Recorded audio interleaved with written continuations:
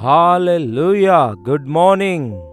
ಮತ್ತೊಂದು ಶ್ರೇಷ್ಠವಾದ ಸಮಯವನ್ನು ದೇವರು ಕೊಟ್ಟಿದ್ದಾರೆ. ಬನ್ನಿರಿ ಆತನ ವಾಕ್ಯವನ್ನು ಧ್ಯಾನಿಸುವುದಕ್ಕಾಗಿ ಚಿಕ್ಕ ಪ್ರಾರ್ಥನೆ ಮಾಡೋಣ. ಪರಿಶುದ್ಧ ದೇವರೇ, ನಿಮಗೆ ವಂದನೆಗಳು. ನಿಮ್ಮ ಮಾತುಗಳು ನಮಗೆ ಎಷ್ಟೋ ಅವಶ್ಯಕವಾಗಿವೆ ದೇವರೇ.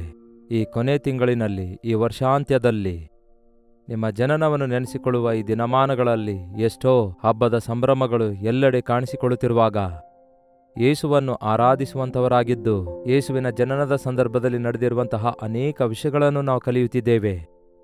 ನಮ್ಮೊಂದಿಗೆ ಮಾತಾಡಿರೆಂದು ಕ್ರಿಸ್ತನ ನಾಮದಲ್ಲಿ ಬೇಡುತ್ತೇನೆ ತಂದೆಯೇ, ಆಮೇನ್.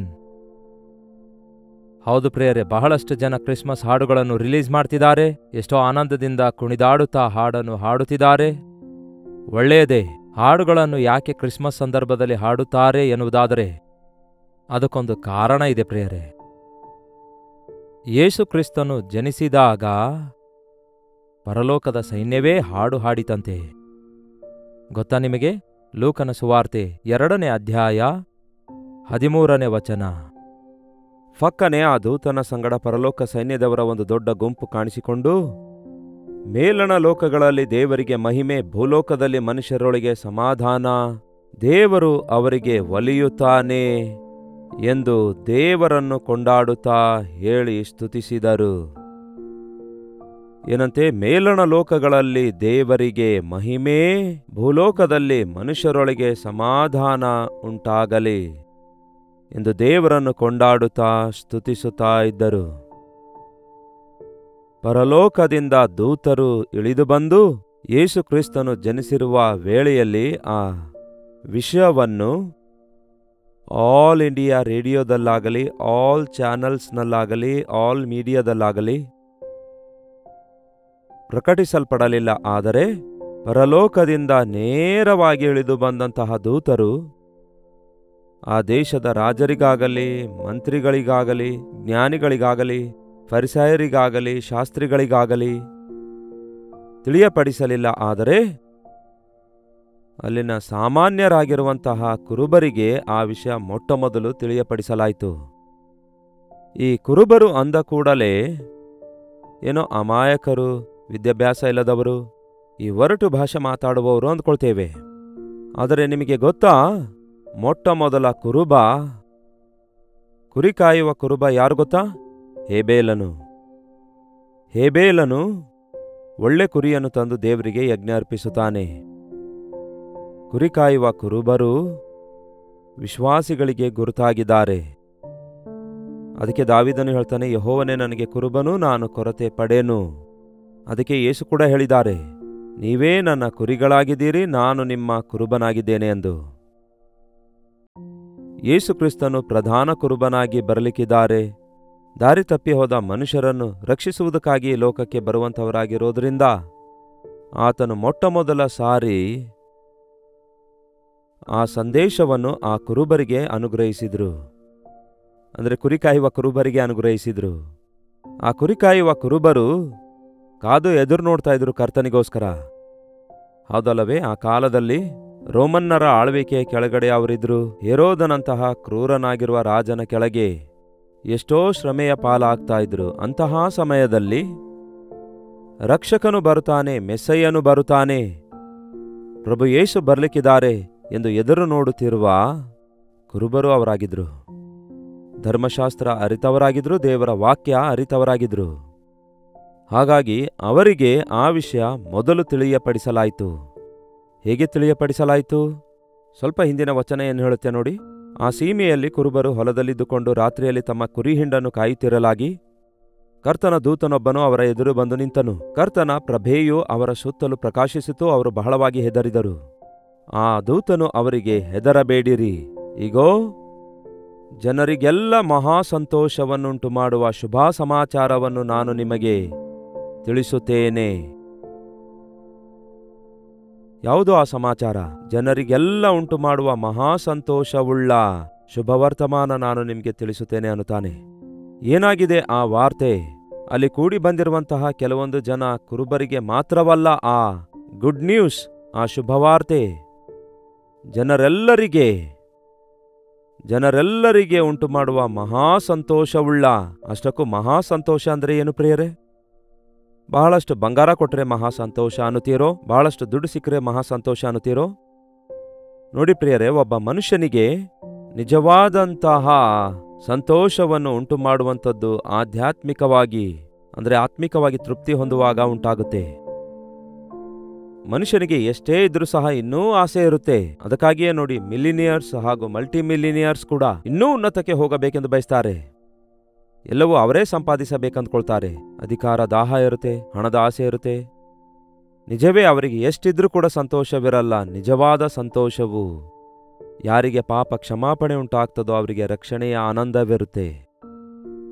ಒಬ್ಬ ವ್ಯಕ್ತಿ ತನ್ನ ಕಷ್ಟದಿಂದ, ಕಣ್ಣೀರಿನಿಂದ, ತನ್ನ ಹೋರಾಟದಿಂದ, ಶ್ರಮೆಗಳಿಂದ, ಪಾಪ ಬಂಧನದಿಂದ ಬಿಡುಗಡೆ ಹೊಂದುವುದೇ ನಿಜವಾದ ಸಂತೋಷವಾಗಿದೆ. ಅದಕ್ಕೆ ಯೇಸು ಈ ಲೋಕಕ್ಕೆ ಬಂದಿದ್ದಾರೆ. ಪಾಪಿಗಳನ್ನು ಹುಡುಕಿ ರಕ್ಷಿಸುವುದಕ್ಕಾಗಿ ಬಂದಿದ್ದಾರೆ. ಹಾಗಾಗಿ ರಕ್ಷಕನು ಬಿಡಿಸುವಾತನು ಆತನೊಬ್ಬನೇ ಎಂದು ತಿಳ್ಕೊಳ್ಬೇಕು. ಒಂದು ಜಾತಿಯವರಿಗೆ, ಒಂದು ಭಾಷೆದವರಿಗೆ, ಒಂದು ದೇಶದವರಿಗೆ ಅಲ್ಲ, ಜನರೆಲ್ಲರಿಗೆ ಸಂತೋಷ ಉಂಟು ಮಾಡುವಂತಹ ಶುಭ ಸಮಾಚಾರವನ್ನು ನಾನು ಈ ದಿನ ನಿಮಗೆ ತಿಳಿಸುತ್ತೇನೆ. ಏನದು? ದಾವೀದನ ಊರಿನಲ್ಲಿ ನಿಮಗೋಸ್ಕರ, ದಾವೀದನೂರಿನಲ್ಲಿ ಒಬ್ಬ ರಕ್ಷಕನು ಈ ದಿನ ಹುಟ್ಟಿದಾನೆ.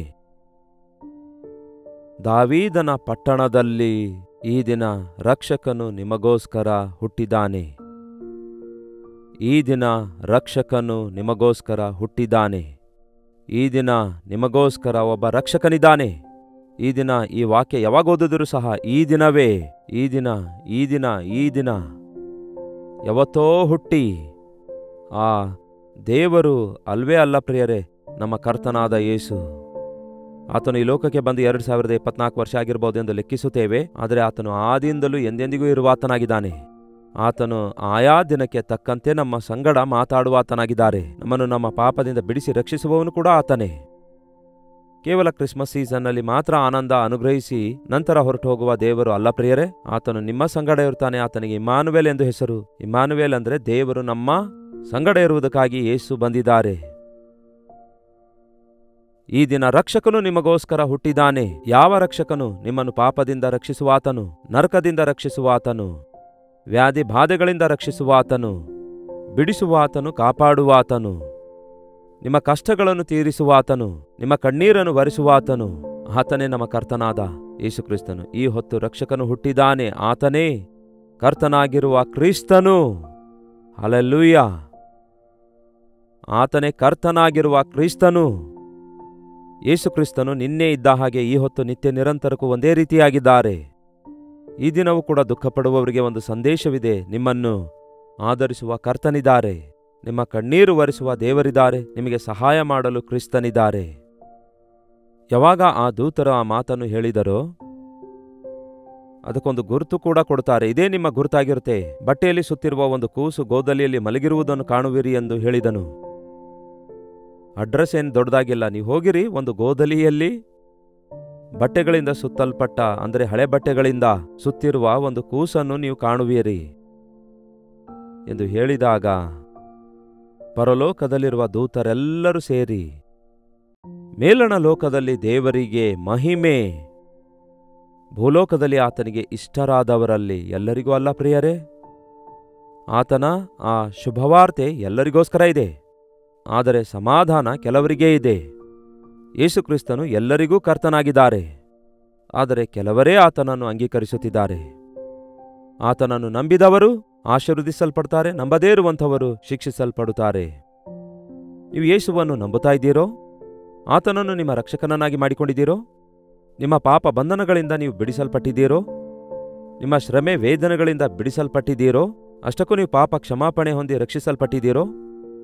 ಪರಲೋಕ ರಾಜ್ಯಕ್ಕೆ ಸಿದ್ಧಗೊಳ್ಳುವಂತಹ ಸ್ಥಾನದಲ್ಲಿ ನಿಮ್ಮ ಹೃದಯವನ್ನು ಶುದ್ಧಿ ಮಾಡಿಕೊಂಡು, ಯಾವನಾದರೂ ಚಿಕ್ಕ ಮಕ್ಕಳಂತೆ ತಗ್ಗಿಸಿಕೊಳ್ಳದಿದ್ದರೆ ಅವನು ಪರಲೋಕದಲ್ಲಿ ಪ್ರವೇಶಿಸಲ್ಲ ಎಂದು ಯೇಸು ಹೇಳಿದರಲ್ಲವೇ? ಮಾನಸಾಂತರ ಹೊಂದಿ ಚಿಕ್ಕ ಮಕ್ಕಳಂತೆ ನಾವು ತಗ್ಗಿಸಿಕೊಳ್ಳಬೇಕು. ದೇವರೇ, ಈ ರಕ್ಷಣೆ ನನಗೆ ಬೇಕು ಎಂದು ಆಹ್ವಾನಿಸುವುದಾದರೆ ಯೇಸು ನಮ್ಮನ್ನು ಈ ದಿನಕ್ಕೂ ಕೂಡ ನಮ್ಮ ಬಂಧನಗಳಿಂದ ಬಿಡಿಸಿ ನಮ್ಮನ್ನು ರಕ್ಷಿಸುವುದಕ್ಕಾಗಿ, ನಮ್ಮನ್ನು ಅಷ್ಟೇ ಅಲ್ಲ, ಇನ್ನೂ ಯೇಸುವನ್ನು ಅರಿಯಲಾರದವರು ಈ ಲೋಕದಲ್ಲಿ ಎಷ್ಟೋ ಜನ ಇದ್ದಾರೆ. ಅವರೆಲ್ಲರಿಗೆ ಯೇಸುವಿನ ಸುವಾರ್ತೆ ಸಾರಬೇಕು. ಕ್ರಿಸ್ಮಸ್ ಹಬ್ಬವಾಗಿ ಅಷ್ಟೇ ಆಚರಿಸಬಾರದು, ಆದರೆ ಈ ಸಂದರ್ಭವನ್ನು ಯೇಸು ಕ್ರಿಸ್ತನು ರಕ್ಷಕನಾಗಿ ಲೋಕಕ್ಕೆ ಬಂದಿದ್ದಾರೆ ಎಂಬ ಸಂಗತಿಯನ್ನು ಲೋಕವೆಲ್ಲ ಪ್ರಚುರಪಡಿಸಬೇಕೆಂಬುದು, ಪ್ರತಿಯೊಬ್ಬರು ಕೇಳಿಸಿಕೊಳ್ಳುವಂತೆ ಮಾಡಬೇಕೆನ್ನುವುದು ನಮ್ಮೆಲ್ಲರ ಆಕಾಂಕ್ಷೆಯಾಗಿರಬೇಕು. ಯಾಕೆಂದರೆ ಆತನೇ ಸಮಾಧಾನದ ಪ್ರಭು, ಆತನೇ ನಮಗೆ ಸಮಾಧಾನ ಕೊಟ್ಟಿದ್ದಾನೆ, ಆತನೇ ನಮ್ಮನ್ನು ಪಾಪ ಬಂಧನದಿಂದ ರಕ್ಷಿಸಿ ನಿತ್ಯ ನರಕದಿಂದ ತಪ್ಪಿಸುವ ಆತನಾಗಿದ್ದಾರೆ. ಪರಲೋಕ ರಾಜ್ಯಕ್ಕೆ ಹೋಗುವ ಹಾಗೆ ತನ್ನ ದೊಡ್ಡ ರಕ್ಷಣೆಯಿಂದ ನಮ್ಮನ್ನು ಅಭಿಷೇಕಿಸಿದ್ದಾರೆ. ಸರ್ವೋನ್ನತವಾದ ಸ್ಥಳದಲ್ಲಿ ದೇವರಿಗೆ ಮಹಿಮೆ, ಪರಲೋಕದಲ್ಲಿ ದೊಡ್ಡ ಸಂತೋಷ ಉಂಟಾಯಿತು. ಭೂಲೋಕದಲ್ಲಿ ಆತನಿಗಿಷ್ಟವಾದವರಲ್ಲಿ ಆತನನ್ನು ನಂಬಿ ಆತನಿಗಾಗಿ ಕಾದಿರುವವರಿಗಾಗಿ, ಆತನನ್ನು ಅಂಗೀಕರಿಸಿದವರಿಗಾಗಿ ಸಮಾಧಾನ. ಇದೇ ಈ ಸಂತೋಷವನ್ನೇ ಮಾತಿನಿಂದ ಮಾತ್ರವಲ್ಲದೆ ಹಾಡಿನಿಂದಲೂ ಕೂಡ ಪ್ರಕಟಿಸಲ್ಪಡುವ ಹಾಗೆ ಕ್ರಿಸ್ಮಸ್ ಗೀತೆಗಳನ್ನು ನಾವು ಕ್ರಿಸ್ತನೇ ರಕ್ಷಕನು ಎಂಬ ಸಂಗತಿಯನ್ನು ಪ್ರಚುರಪಡಿಸುವುದೇ ನಮ್ಮ ಆಸೆ.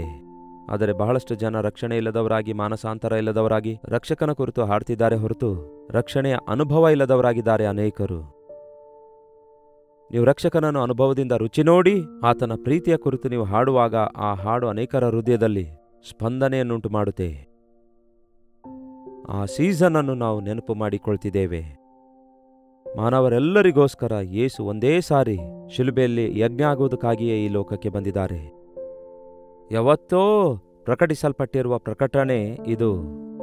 ಪ್ರವಾದಿಗಳ ಪ್ರವಾದನೆಗಳೆಲ್ಲವೂ ಕೂಡ ನೆರವೇರುವಿಕೆಯಾಗಿ ತಕ್ಕ ಸಮಯದಲ್ಲಿ ಕರ್ತನಾದ ಯೇಸು ರಕ್ತಮಾಂಸಧಾರೆಯಾಗಿ ಈ ಲೋಕಕ್ಕೆ ಇಳಿದು ಬಂದರು.